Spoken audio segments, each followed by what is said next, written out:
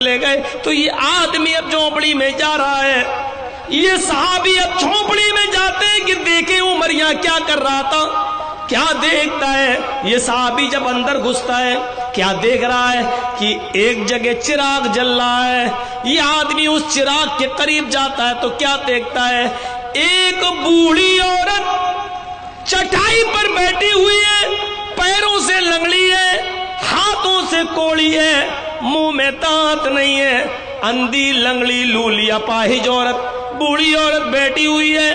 یہ آدمی یہ صحابی اس عورت کے پاس بیٹھ گئے اور کہنے لگے کہ ماں، یہ آدمی تمہارے پاس جو ابھی آیا تھا اور یہاں سے گیا، رات کے اندھیرے میں اسے پہچان نہیں پایا، یہ کون تھا؟ امیر المومنین کیسا ہونا چاہیے؟ مولوی جرجیز کی یہ تقریر سناؤ نتیش کو، مولوی جرجیز کا یہ واقعہ پہنچاؤ یوگی کو، مولوی جرجیز کا زبان سے نکلنے والا یہ قصہ حضرت عمر فاروق کا یہ واقعہ سناؤ اس دیش کے سرووچ پد پر براجمان مودی جی کو. کیسا ہونا چاہیے؟ یہ ابھی آیا تھا چلا گیا، رات کے اندھیرے میں نے اسے پہچانا نہیں، ماں یہ کون تھا؟ جانتے ہیں عمر تھا، لیکن پوچھ رہے ہیں میں نے رات کے اندھیرے میں جانتا نہیں کون، تم بتاؤ کون تھا ماں؟ بیٹا میں کیا جانوں کون تھا؟ آہا، ماں کا جواب دیکھو بڑھیا کا، بیٹا میں کیا جانوں کون تھا؟ وہ تو آتا اور کہتا ہے میں تیرا بیٹا ہوں بس. میں نے اس سے نام پوچھا، کہتا ہے نام جان کر کیا کرے گی ماں؟ کیا تیرے لیے تیرا بیٹا ہونا یہ کافی نہیں ہے؟ اچھا ماں نام نہیں بتاتا؟ نہیں. او پھر یہاں کیوں آتا ہے؟ آتا ہے کچھ کام سے. ارے ماں تجھ بڑھیا سے اس کو کیا کام ہے؟ کب سے آ رہا ہے؟ اس بڑھیا نے کہا اس کو تو 4 سال ہو گئے یہاں برابر آ رہا ہے، اسی ٹائم آتا ہے. دن میں کہتا ہے کہ میں باہر مزدوری کرتا ہوں. اچھا 4 سال سے آ رہا ہے. ہاں ماں لیکن وہ تمہارے پاس آ کر کیا کرتا ہے؟ تم تو آنکھوں سے اندھی ہو، ہاتھوں سے لولی ہو، کوڑی ہو، پیروں سے لنگڑی ہو، اٹھنے بیٹھنے چلنے پھرنے کی طاقت نہیں ہے، پھر وہ آدمی تمہارے پاس کیوں آتا ہے؟ جواب دیا بیٹے اسی لیے تو آتا ہے کہ میں کھانا نہیں بنا پاتی، وہ یہاں آتا ہے تو پہلے اپنے ہاتھ سے گرم گرم کھانا تیار کرتا ہے. بیٹے میرے منہ میں دانت نہیں ہے، وہ اپنے منہ سے چباتا ہے، پھر میرے منہ میں لقمہ ڈال دیتا ہے اور مجھے پیٹ بھر کے کھلاتا ہے. میرے بیٹے پھر وہ میرے کپڑے اتارتا ہے، پھر مجھے دوسرے کپڑے پہناتا ہے اور میرے گندے کپڑوں کو اپنے ہاتھ سے دھو کر یہیں پر سوکھنے کے لیے ڈال دیتا ہے. میرے بیٹے میں اٹھنے کے لائق نہیں ہوں، اسی چٹائی پر غلاظت اور گندگی پیشاب و پائخانہ کر لیتی ہوں. یہ آدمی جو آتا ہے وہ میری چٹائی کو پیشاب اور پائخانے سے دھلتا ہے، صاف کرتا ہے، اپنے ہاتھ سے میری گندگی کو صاف کرتا ہے اور مجھے اچھے کپڑے پہناتا ہے. بیٹے وہ میری خدمت کے لیے آتا ہے. یہ صحابی جن کا نام طفیل دوسی ہے نظریں آسمان پہ ڈالتے ہیں اور کہتے ہیں اللہ تو مجھے معاف کر دینا. عمر کے بارے میں میرے دل میں کیسے کیسے خیالات اڑ رہے تھے، عمر کے بارے میں میرے دل میں کیسی کیسی ہوک اڑ رہی تھی.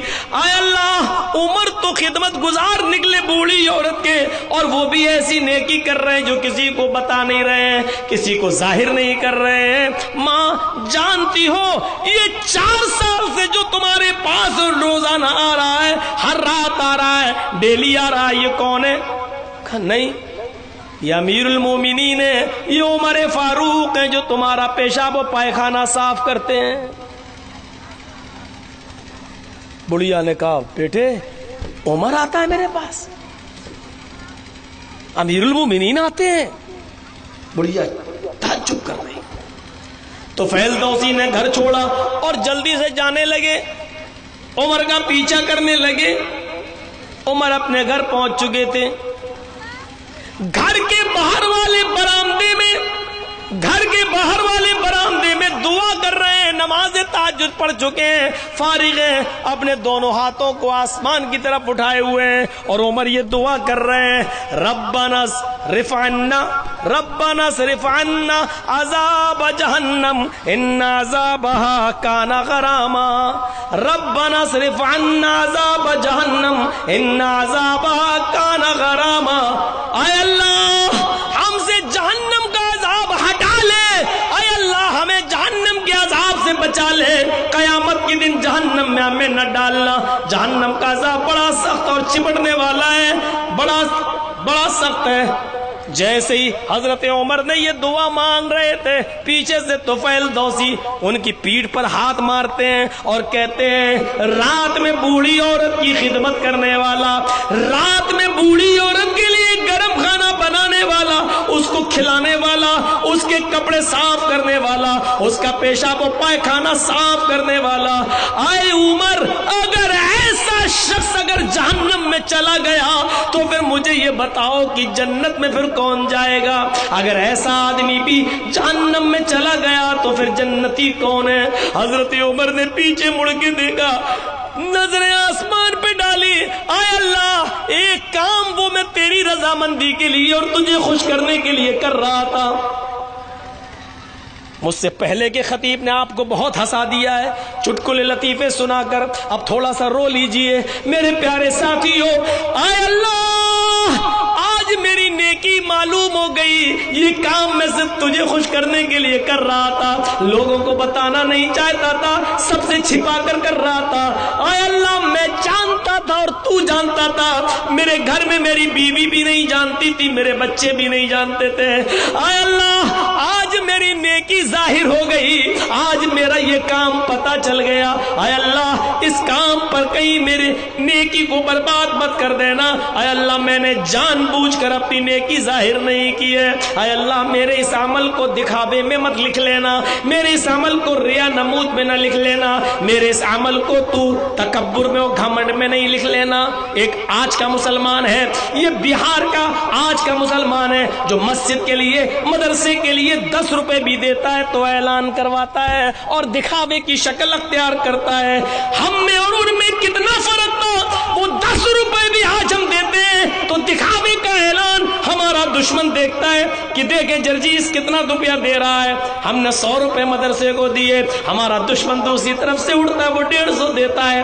آج جرجیس کو ہم بدنام کریں گے دوسرے کے سامنے, اس نے 100 دیے تو ہم 150 دیں گے. اس دکھاوے کے عمل نے مسلمانوں ہماری مسجدوں سے برکتیں ختم کر دی, ہمارے مدرسوں سے برکتیں ختم کر دی. آج ثناء اللہ امرتسری جیسی شخصیتیں پیدا نہیں ہو رہی ہیں, آج علی میاں ندوی جیسی شخصیتیں پیدا نہیں ہو رہی ہیں, ابن قیم اور ابن تیمیہ جیسی شخصیتیں آج مدرسوں سے نہیں نکل رہی ہیں. کچھ تو ہے دال میں کالا, نہ آج ہمارے مدارس اسلامیہ اس سے پاک ہیں اور نہ آج مدرس مسجدیں آج دکھاوے سے پاک ہیں.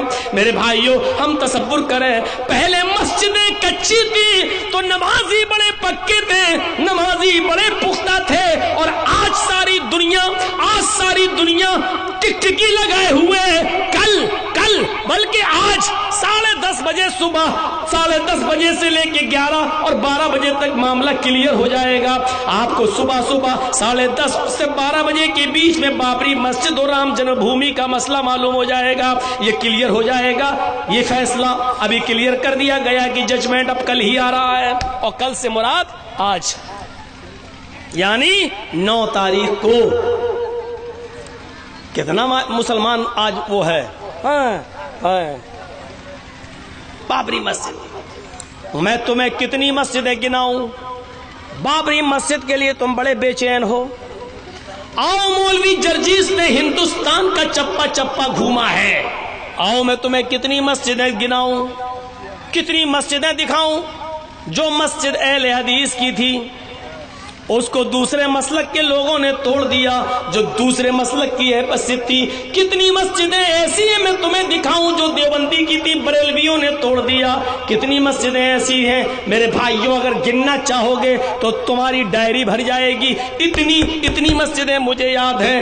مسلمان کی مسجد کو توڑے, دیوبندی بریلوی کی مسجد کو توڑے تو صحیح ہے, بریلوی دیوبندی کی مسجد کو توڑے تو صحیح ہے, اہل حدیث کی مسجد کو دیوبندی توڑے تو صحیح ہے, دیوبندی کی مسجد پر اہل حدیث قبضہ کر لے تو صحیح ہے. یہ سب صحیح ہے, لیکن بابری مسجد کا فیصلہ مسلمانوں کے حق میں آنا چاہیے. اے مسلمانوں, اپنے ضمیروں کو ذرا تلاش کرو, اپنے گریبانوں میں ذرا جھانک کر دیکھو. ہم نے ہی تو مسجدوں کو بدنام کیا ہے, ہم ہی نے تو آپس میں لڑ کر, ہم نے ہی تو ایک دوسرے کو اکسایا ہے. جب مسلمان کی مسجد کو توڑ دیتا ہے تو ایک کافر اگر ہماری مسجد کو گرا دے تو اس میں کون سی برائی نظر آ رہی ہے؟ وہ تو کافر ہے, وہ تو جاتا ہی نہیں ہے. ہم اپنے آپ کو پہلے تلاش کریں, ہم اپنے گریبانوں میں جھانک کر تو دیکھیں. مولوی جرجیس کو عقلی قیاس کی بنیاد پر, مجھے معلوم ہے قیاس ہی لگایا جا سکتا ہے, ان قیاسات کی بنیاد پر ہمیں معلوم ہے کہ کہاں جائے گا, فیصلہ کس طرف جائے گا. ہمیں معلوم ہے کہ اس مرتبہ دلیلیں نہیں دیکھی جا رہی ہیں, ہمیں یہ بھی معلوم ہے کہ ثبوت بھی نہیں دیکھے جا رہے ہیں, ہمیں یہ بھی معلوم ہے یہاں ساری باتیں آستھاؤں سے, امیدوں سے جڑی ہوئی ہیں. ہمیں یہ بھی معلوم ہے کہ یہ فیصلہ مودی گورنمنٹ کے زمانے میں آ رہا ہے. ہمیں یہ بھی معلوم ہے کہ مودی گورنمنٹ کے اشارے پر یہ آنن فانن 40 دن تک کنٹینیو بحث چلی ہے. ہمیں یہ بھی معلوم ہے کہ مودی تو ایک مہرا ہے دیش کو چلانے کے لیے, اصل اس ملک کو چلانے والے تو RSS ہیں. ہمیں یہ بھی معلوم ہے, اور اس زمانے میں یہ فیصلہ آ رہا ہے. ہمیں معلوم ہے اس فیصلے کا رخ کیا ہے, ہم جانتے ہیں کہ فیصلہ کس کے پکش میں آ رہا ہے. ہاں یہ الگ بات ہے کہ وقت سے پہلے بول کر ہم اپنی زبان کو خراب نہیں کرنا چاہتے ہیں, اور ہم میڈیا کو دوسرا موقع نہیں دینا چاہتے, لیکن مسلمانوں کل اس فیصلے کے بعد اصل امتحان تمہارا ہے کہ تم کتنا صبر کرتے ہو, تمہارے پاس صبر کا پیمانہ کتنا وسیع ہے, کتنا اونچا ہے. کل تمہیں اپنے صبر کا پیمانہ دکھانا ہے. میرے بھائیوں, مسلمانوں سے صبر کی اپیل کرنا یہ اس بات کا اشارہ ہے کہ آپ کو ہم یہ بتانا چاہتے کہ فیصلے کا رخ کس طرف جا رہا ہے. ایک مسجد کا معاملہ دیکھ رہے ہیں, اتر پردیش میں ابھی رات کے 12 بجے سے لے کر آج ابھی رات کے 12 بجے سے دفعہ 144 لگا دی گئی ہے, دھارا 140 لاگو کر دی گئی ہے, چپے چپے کو سیل کر دیا گیا ہے. کوئی ناگہانی آفت اور درگھٹنا نہ ہو اس کے پیش نظر چاروں طرف چھاؤنی میں بدل دیا گیا ہے. شاید آپ کو معلوم ہوگا کشمیر سے دفعہ 370 ہٹانے سے پہلے بھی ایسا ہی کیا گیا تھا, اور اس کے بعد دوسرے دن کیا فیصلہ آتا ہے. لوگ سمجھ نہیں پائے,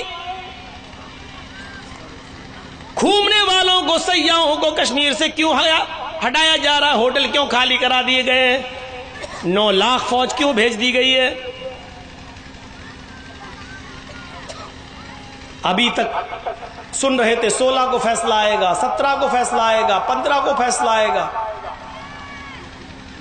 یہ بھی سرجیکل اسٹرائک ہے. ایک دم آج رات کے 10 بجے کے بعد نیوز چینل بتانا شروع کر دیے کہ فیصلہ کل آئے گا. یہی ہے سرجیکل اسٹرائک. صبر کرو. ہاں, ہم اس معاملے کو, اب ویسے ایمان بھی تو نہیں ہے کہ ہم کیا کریں. ہم یہ بھی تو کہہ سکتے تھے اللہ کا گھر ہے, اللہ خود بچا لے گا. اس کو جب بچانا تھا تو ابابیل سے خانہ کعبہ کی حفاظت کروا لی. اب ہم کہیں تو کس بنیاد پر کہیں, یہ جملے بھی ہم بولیں تو کس بنیاد پر بولیں. اب یہاں سے اٹھ کے جائیں گے, فجر کی نماز میں مسجد خالی ہوگی, 8 بجے اٹھیں گے, 10 بجے ہم دیشی دارو کی دکان پہ کھڑے ہوں گے. شراب آج کی نوجوان نسل پیے، جوا آج کی نوجوان نسل کھیلے، سارے خرافاتی کام آج کی نوجوان نسل کرے، لیکن مسجد و مندر کے فیصلے میں دیکھو کیسی جذباتی ہو رہی ہے۔ کل پھر ہوگا، چندہ نہیں ہوا، ابھی تک نوٹ کھٹک رہے ہیں، رشگاریاں کھنک رہی ہیں، بورے پلٹے جا رہے ہیں، اور صبح کیا ہوگا؟ چندہ ہی نہیں ہوا۔ جب ان مولویوں کو پیسہ دینے کی باری آئے گی، مولانا اتنا رکھنا، چندہ نہیں ہوا۔ آپ دیکھیے گا کل صبح۔ 20 سال سے میں نے ڈاکٹر جیسے نبض پکڑ کے مرض پکڑ لیتا ہے نا، میں بھی جلسے کے حلیہ دیکھ کے بتا دیتا ہوں۔ 20 سال سے اتنا تجربہ ہو گیا مجھے۔ میرے بھائیوں، حضرت عمر فاروق کا رات میں گشت کرنا کیا، یہ کیا بتلا رہا ہے؟ وَلْتَنْظُرْ نَفْسٌ مَا قَدَّمَتْ لِغَدٍ۔ ہر مسلمان، ہر انسان کو غور کرنا چاہیے کہ کل قیامت کے دن کے لیے اس نے کیا تیاری کر رکھی۔ عمر نے ایسا کام قیامت کے دن کے لیے تو کیا تھا کہ ہمیں اس کا فائدہ پہنچے، ہمیں اس کا لابھ پہنچے۔ ہم اور آپ جتنے بھی یہاں بیٹھے ہیں، سب کو جانا ہے، اپنے اپنے عملوں کا حساب و کتاب سب کو دینا ہے۔ غور کیجئے، قرآن کہتا ہے قُوْ أَنفُسَكُمْ وَأَهْلِيكُمْ نَارًا، اپنے آپ کو بھی جہنم سے بچاؤ اور اپنے بیوی بچوں کو بھی جہنم سے بچاؤ۔ ہم نے اپنے بچوں کو کتنا جہنم سے بچایا، ہم نے اپنے آپ کو کتنا جہنم سے بچایا۔ قیامت کے دن کے لیے اپنے بچوں کو کیا طریقہ سکھلایا، کتنی عبادتیں بتائیں، نماز کی طرف کتنا مائل کیا، روزے کی طرف کتنا۔ میرے بھائیوں، آؤ میں تمہیں 16 ہجری کی طرف لے کر چلنا چاہتا ہوں۔ اسلامی ایک جنگ ہوئی تھی، اس جنگ کا نام تھا جنگ جلولہ۔ سن 16 ہجری میں ایک جنگ ہوئی جس جنگ کا نام ہے جنگ جلولہ۔ حضرت عمر فاروق نے اپنا قافلہ جب روانہ کر دیا تو جنگ جلولہ میں مسلمانوں کو شاندار فتح نصیب ہوئی۔ اب سنیے، جو بات میں بتانا چاہتا ہوں وہ غور سے سننا۔ جنگ جلولہ میں مسلمانوں کو زبردست کامیابی ملی اور کافروں کا بہت سا مال ہاتھ لگ گیا، مال غنیمت کے طور پر۔ 4000 اوقیہ چاندی، 4000 اوقیہ چاندی ملی، 24,000 اونٹ اور 40,000 بکریاں مسلمانوں کے ہاتھ آئیں۔ اتنا مال لوٹا گیا۔ 40,000 بکریوں کو مدینے میں لانا بڑا مشکل تھا۔ صحابہ نے آپس میں مشورہ کیا ان بکریوں کو یہیں بیچ دیا جائے اور اس کی قیمت کو لے جا کر حضرت عمر کو دے دیا جائے، مال غنیمت جب بٹے گا تو سب کو برابر برابر مل جائے گا۔ بکریوں کی نیلامی ہوتی ہے۔ ایک صحابی اٹھے، حضرت عبداللہ جو عمر فاروقی کے بیٹے تھے، انہوں نے کہا کہ تم دوسروں کو بکریاں بیچو، اس سے بہتر ہے کہ میں بھی بکریوں کا بزنس مین ہوں، میں بھی بکریوں کو بیچنا اور خریدنا میرا بزنس ہے، تو اگر بیچ ہی رہے ہو ان 40,000 بکریوں کو تو ان بکریوں کو تم مجھے دے دو۔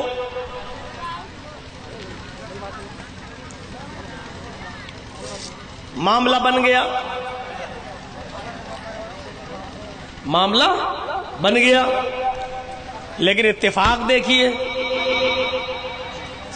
اتفاق دیکھیے، جب ان بکریوں کو بیچا گیا تو جانتے ہو وہ بکریاں کتنے کی بیچی گئیں؟ صرف 40,000 درہم کی، یعنی ایک بکری 1 درہم کی پڑی۔ 40,000 بکریاں کتنے میں بیچ دی؟ 40,000 درہم۔ عبداللہ ابن عمر نے فوراً خرید لی، ایک آدمی کو لگا دیا، ان بکریوں کو تم مدینے پہنچا دینا، ہم تمہیں تمہاری اجرت مزدوری دے دیں گے۔ اور یہ پورا کا پورا قافلہ جب چلا آیا مدینے، حضرت عمر فاروق نے مال جمع کیا، کتنا لوٹا گیا، بتایا گیا کہ بکریاں بیچ دی گئیں اور یہ بکریوں کی قیمت بھی اسی مال میں جمع کر دی گئی ہے، سب کو جب تقسیم کیا تو برابر برابر مال تقسیم کر دیا گیا۔ ایک ہفتے کے بعد بکریاں آ گئیں، حضرت عمر فاروق نے ان بکریوں کو دیکھا، اپنے بیٹے سے پوچھا بیٹے یہ بکریاں کس کی ہیں؟ کہا میری ہیں۔ کہا تم نے ان کو کہاں سے خریدا؟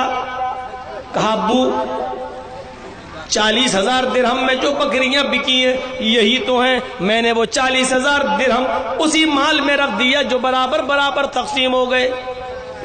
کہا بیٹے یہ بکریاں تو 40,000 کی تعداد میں ہیں۔ کہا ہاں۔ کہا یہ بکریاں تمہیں 40,000 درہم میں کس نے دے دی؟ کہا سب لوگوں نے مشورہ کر کے 40,000 میں دے دی۔ فرمایا میرے لخت جگر اور میرے بیٹے، ہمیں اللہ کے یہاں جواب دینا ہوگا، ہمیں اللہ کے یہاں جواب دینا ہوگا۔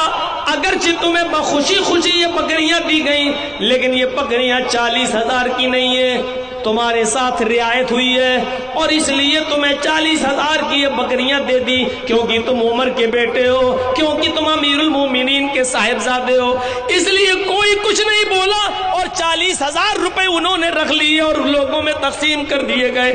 میرے بیٹے آئے عبداللہ ان بکریوں کو میں دوبارہ نیلام کروں گا، دوبارہ بیچوں گا۔ اور حضرت عمر نے ان بکریوں کو اپنے قبضے میں لے لیا۔ جمعے کی نماز کے بعد اعلان ہوتا ہے کہ آج وہ 40,000 بکریاں بیچی جائیں گی، آؤ کون بولی لگاتا ہے، کون خریدے گا ان بکریوں کو۔ اور جمعے کی نماز کے بعد ان 40,000 بکریوں کو لایا گیا ایک میدان میں اور پھر اس کی بولی شروع ہوتی ہے۔ تو جانتے ہو وہ بکریاں کتنے کی بکی؟ آخری بولی لگتی ہے 4 لاکھ درہم کی، آخری بولی لگتی ہے 4 لاکھ درہم کی۔ حضرت عمر فاروق نے 4 لاکھ درہم لے لیا اور 40,000 بکریاں اسی کو دے دی جس نے 4 لاکھ درہم دے دیا۔ اپنے بیٹے کو اسی مجمع میں آواز دی، آئین عبداللہ، میرا بیٹا عبداللہ کہاں ہے؟ آواز آئی میں ادھر ہوں، لبیک وسعدیک، ادھر آؤ۔ بکریاں تم نے کتنے میں خریدی تھی؟ کہا 40,000 میں۔ اسی 4 لاکھ میں سے 40,000 درہم نکال کر اپنے بیٹے کو دے دیے۔ بیٹے یہ تم اپنی بکریوں کی قیمت لے لو، یہ 40,000 کی بکریاں دیکھو تمہیں کتنی سستی دے دی گئی ہیں، یہ بکریاں جو 4 لاکھ کی بکی ہیں یہ تمہیں اس لیے 40,000 کی دے دی گئی کیونکہ تم عمر کے بیٹے ہو۔ یہ 3,60,000 درہم جو بچے ہیں یہ غریبوں کے کام آئیں گے، یہ مسکینوں کے کام آئیں گے۔ پھر انہوں نے اس کو بیت المال میں جمع کیا اور پھر جو لوگ جنگ میں گئے تھے اس رقم کو بھی برابر برابر ان میں تقسیم کر دیا۔ میرے پیارے ساتھیوں، حضرت عمر فاروق نے یہ نہیں دیکھا میرے بیٹے کو سستی مل گئی تو اچھی بات ہے، بلکہ اپنے بیٹے سے بھی وہ بکریاں لے لی۔ انفسکم واہلیکم نارا، اپنے آپ کو بھی جہنم سے بچاؤ اور اپنے بیوی بچوں کو بھی جہنم سے بچاؤ۔ وَلْتَنْظُرْ نَفْسٌ مَّا قَدَّمَتْ لِغَدٍ، وَلْتَنْظُرْ نَفْسٌ مَّا قَدَّمَتْ لِغَدٍ۔ ہر مسلمان کو، ہر انسان کو غور کرنا چاہیے کہ کل قیامت کے دن کے لیے اس نے کون سی تیاری کر رکھی ہے۔ دیکھ رہے ہیں ابھی جرجیت صاحب کا موبائل کسی کو پسند آ جائے، جانتا ہے 20,000 کا ہے، جانتا ہے 20,000 کا ہے، لیکن ارے مولانا صاحب 15 کا دے دیجئے۔ اچھا ٹھیک ہے، ہمیں بھی معلوم ہے شو روم سے نکلنے کے بعد اب یہ 20 کا تو بکے گا نہیں، لے لیجئے۔ نہیں نہیں نہیں یار، کچھ دن چلا چکے ہو نا، ہاں 15 بھی نہیں دیں گے، 12 کا لے لیجئے۔ آپ جانتے ہیں مولوی جرجیس کو ضرورت ہے، وکیل کو پیسہ دینا ہے، کیس ہے، غریب آدمی ہے، اب یہ 12 میں بھی تیار ہو جائے گا۔ اچھا ٹھیک ہے بھائی، مجبوری ہے مجھے 12 نہیں یار رکھ لو یار، ہمیں خریدنا نہیں ہے۔ نہیں نہیں، ارے بھائی تم نے تو 12 کا، نہیں بھائی 10 کا دینا ہو تو دے دو، کیوں جانتا ہے مجبوری ہے، 10 میں سوتا ہوں۔ قاضی شرح کو دیکھو، ان کے پاس ایک آدمی گھوڑا لے آیا، بیچنا چاہتا ہوں۔ قاضی شریح نے کہا اس کی قیمت کتنی ہے؟ وہ مجبور آدمی تھا، اس نے کہا قاضی شریح سے 400 درہم دے دیجیے۔ قاضی شریح نے کہا نہیں، تمہارا گھوڑا 400 درہم کا نہیں ہے۔ اس نے کہا 350 دے دیجیے۔ کہا نہیں، میں اس پر بیٹھ کے دیکھوں گا، چلا کر دیکھوں گا۔ قاضی شریح جب اس گھوڑے پر بیٹھے اور اس کو چلایا، تھوڑا سا فٹ چل رہا ہے، واپس آئے اور کہنے لگے سنو، تمہارا گھوڑا 400 کا بھی نہیں ہے، 500 درہم کا ہے، 500 دے دوں؟ اس نے کہا میں نے تو 400 مانگے ہیں، اگر آپ زیادہ دیتے ہیں تو آپ کی مہربانی ہے۔ اچھا ایک بار اور چل کے دیکھوں۔ پھر بیٹھے اور پھر چلایا، پھر لوٹ کے آئے، کہنے لگے نہیں، تمہارا گھوڑا تو تھکنے کا نام ہی نہیں لیتا، یہ 500 کا بھی نہیں، 600 کا ہے۔ اس نے کہا قاضی صاحب میں نے تو صرف 400 مانگے ہیں، اگر آپ 600 دینا چاہیں تو آپ کی مہربانی ہے، ورنہ 400 بھی دے سکتے ہیں۔ قاضی شریح نے کہا نہیں، مجھے نہیں لگتا، دیکھتا ہوں ایک بار اور بیٹھ کر۔ پھر ایک بار اس پر اور بیٹھ کر سفر کیا اور تھوڑی اور دور لے کر آئے، گئے اور پھر واپس آئے، کہنے لگے تمہارا گھوڑا تو چلنے میں بہت ہی مست ہے، تھکتا بھی نہیں ہے، طاقتور بھی ہے، مجھے بتاؤ تو صحیح کہ تم نے 400 درہم کیسے مانگے؟ تمہارا گھوڑا تو 700 درہم کے لائق ہے۔ تب اس نے کہا قاضی صاحب میری بیوی سخت بیمار ہے، اس کے علاج کے لیے مجھے پیسہ چاہیے، لوگوں نے میری مجبوری کا فائدہ اٹھایا اور میرے گھوڑے کو چلا پھرا کر دیکھنے کے بعد 100 درہم اور 150 درہم سے زیادہ کوئی دے نہیں رہا ہے، جبکہ میں جانتا ہوں، میں نے سوچا کہ 400 تک مل جائے، کیونکہ مجھے اپنی بیوی کے علاج کے لیے 400 درہم کافی ہے۔ قاضی شریح نے جب یہ دیکھا یہ مجبوری میں اپنے گھوڑے کو بیچ رہا ہے اور اس کی بیوی بیمار ہے، تو قاضی شریح نے کہا تمہارا گھوڑا 700 کے بھی نہیں بلکہ 800 کے لائق ہے، اور قاضی شریح نے اس کو 800 درہم دے دیے۔ 800 درہم۔ میرے بھائیوں، ہم میں اور ان میں فرق اتنا